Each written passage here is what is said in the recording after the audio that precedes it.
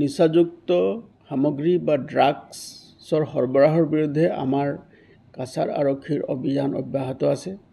আৰু অসমৰ মাননীয় মুখ্যমন্ত্ৰী ডাঙৰীয়াই অসমখনক ড্ৰাগছ মুক্ত কৰিব বিচাৰিছে আৰু তাৰ কাৰণে আমাৰ এই অভিযান অব্যাহত আছে। যোৱা বিগত দিন ধৰিও আমাৰ এই অভিযান অব্যাহত ৰাখিছোঁ আৰু এই এটা অভিযানৰ অংশস্বৰূপে যোৱা আবেলি সময়ত আমি এটা বিশেষ অভিযান চলাইছিলোঁ। ধলাই থানাৰ অন্তৰ্গত কাটাখাল নামৰ এটা জাগা আছে, সেই ঠাইত আমাৰ এটা বিশেষ অভিযান চলিছিলে আৰু সেই অভিযান কালত আমি 30,000 ইয়াবা টেবলেট আমি জব্দ কৰিবলৈ সক্ষম হৈছোঁ আৰু এই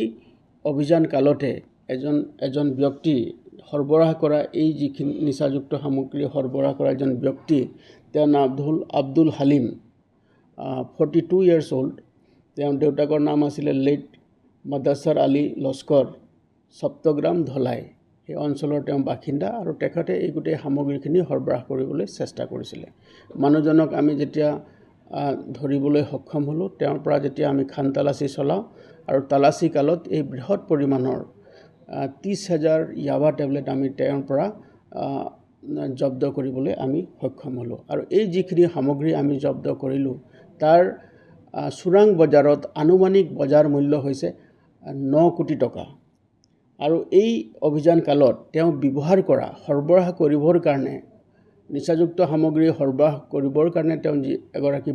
এটা বাহন ব্যৱহাৰ কৰিছিলে, স্কুটিখনৰ নাম্বাৰ হ'ল AS11V 4890। এই স্কুটিখন তেওঁ ব্যৱহাৰ কৰিছিলোঁ আৰু এই স্কুটিখনো আমি এই অভিযান কালত জব্দ কৰিবলৈ সক্ষম হৈছোঁ। গোটেই যিখিনি সামগ্ৰী আছে এই সামগ্ৰীখিনি আমাৰ প্ৰাৰম্ভিক তদন্তত দেখা গৈছে যে এই সামগ্ৰীখিনি আমাৰ চুবুৰীয়া ৰাজ্যৰ পৰা সৰবৰাহ হৈছিলে আৰু আমাৰ ইয়াৰ মাধ্যমে মানে কাছাৰ জিলাৰ মাধ্যমেদি ইয়াক বহিৰাজ্যলৈ লৈ যোৱাৰ এটা পৰিকল্পনা আছিলে। গতিকে আমাৰ অভিযান বৰ্তমানলৈকে অব্যাহত আছে আৰু এই নিচাযুক্ত সামগ্ৰী